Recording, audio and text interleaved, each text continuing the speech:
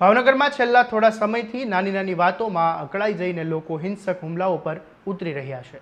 સામાન્ય બોલાચાલી અને પાર્કિંગ જેવી સામાન્ય બાબતોમાં પણ લોહિયાળ ખેલો ખેલાઈ રહ્યા છે।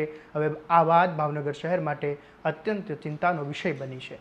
આવો જ એક ઇચકારો હુમલો સામે આવ્યો છે શહેરના એ ડિવિઝન પોલીસ સ્ટેશન વિસ્તારમાંથી, જ્યાં બાઇક દૂર ખસેડવા જેવી સાવ સામાન્ય બાબતે ઉશ્કેરાયેલા એક કાર ચાલકે લોન એજન્ટ તરીકે કામ કરતા યુવક પર લાકડી વડે હુમલો કરી દીધો છે। શું છે સમગ્ર મામલો, આવો વિગતે વાત કરીએ આ અહેવાલમાં।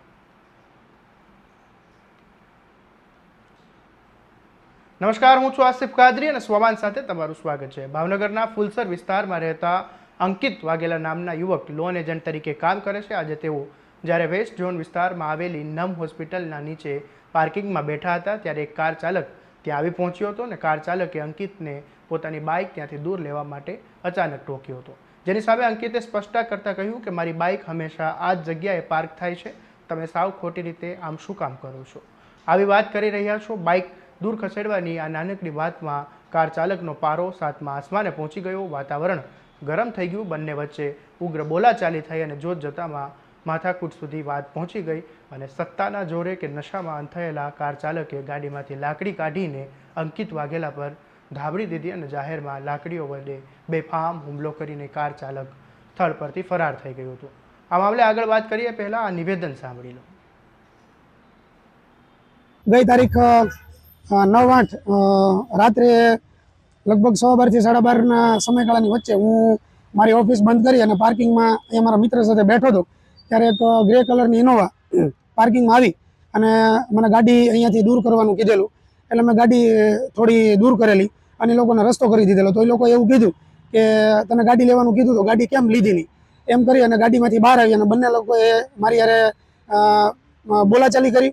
15-20 મિનિટ સતત બોલાચાલી બાદ એ લોકોએ ગાળો બોલવાનું ચાલુ કર્યું। ત્યારબાદ મેં 112માં ફોન કર્યો, પણ 112માં ફોન નહીં લાગતા એ લોકોએ વધારે ગાળો બોલવાનું ચાલુ કર્યું। ત્યારબાદ મેં મારા ફોનમાં વિડીયો રેકોર્ડિંગ ચાલુ કર્યું, એટલે લોકોએ ઉશ્કેરાય અને મને વિડીયો રેકોર્ડિંગ બંધ કરવા કીધેલું, પણ વિડીયો રેકોર્ડિંગ બંધ નહીં કરેલ અને એ લોકોએ તુકારા અને ગાળું દેવાનું સતત ચાલુ રાખેલ અને પછી ઉશ્કેરાય અને મારી ઉપર હુમલો કરવાનો પ્રયત્ન કરેલ, જેમાં એ લોકોએ મને લાફો મારવાનો પ્રયત્ન કરેલ, 2-3 વખત લાફા મારેલ અને ત્યારબાદ મને સામેની જે જગ્યા છે ત્યાં સુધી ધક્કો દઈને મને લઈ ગયા અને ત્યાં મને ધક્કો દીધો। ત્યારબાદ મારું માથું ત્યાં દિવાલ સાથે અથડાતા મારા માથાના પાછળના ભાગે અને હાથના ભાગે મને ઈજા થઈ છે, જે બાબતમાં મેં 9 તારીખે બપોરે સૌટી હોસ્પિટલમાં 108 બોલાવી અને સૌટી હોસ્પિટલમાં ઇમરજન્સી સારવાર લીધી હતી અને ત્યારબાદ મેં ડી ડિવિઝન બોરતળાવ પોલીસ સ્ટેશનમાં મારી એફઆઈઆર દાખલ કરવા બદલ મેં જે કંઈ પ્રોસેસ કરવાની હતી એ પ્રોસેસ કરી અને 2-2.5 દિવસની મહેનત બાદ મારી એફઆઈઆર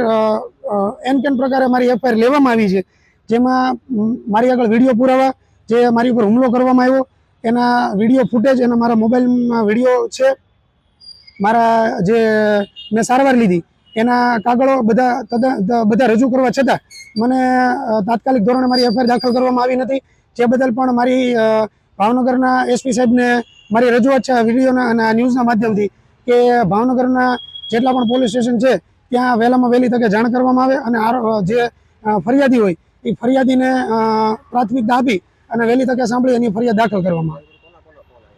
મારી ઉપર ઘણા બધા રાજકીય આગેવાનોના ફોન સતત ને સતત ચાલુ છે।